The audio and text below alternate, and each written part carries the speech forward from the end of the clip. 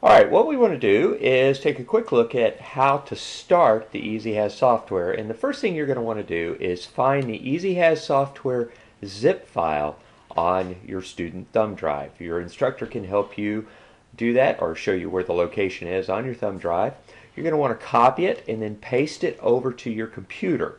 Alright, so you can either put it on the desktop or whatever folder you'd like.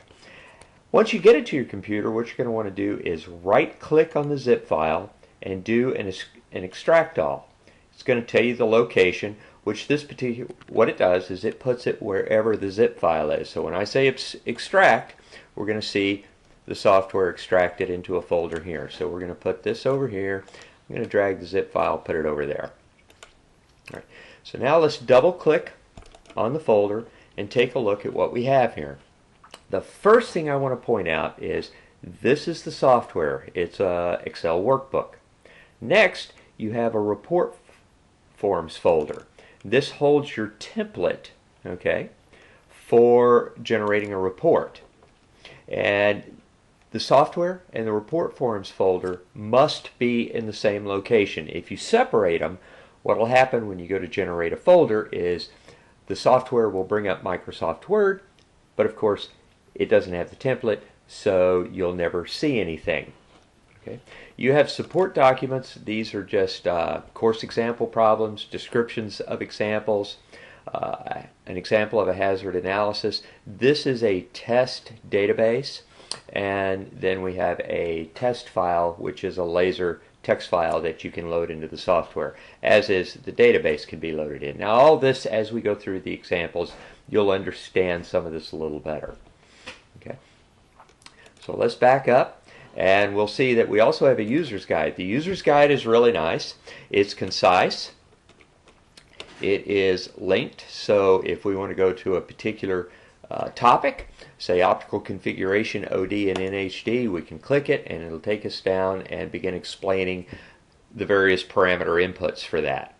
To go back to the table of contents, you just click the heading file and it'll bring you back up. So it's pretty straightforward. Now, as I said, it's concise.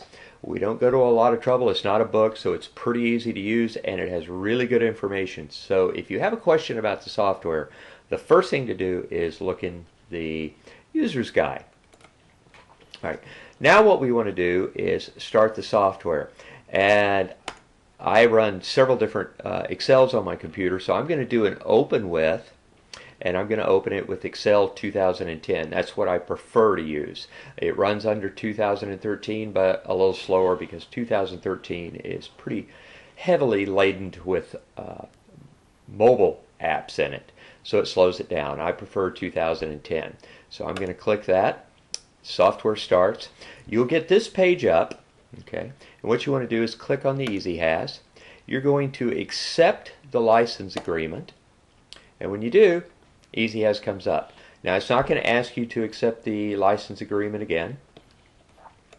So after you've opened it once, it'll just simply open up. Well, let's check that.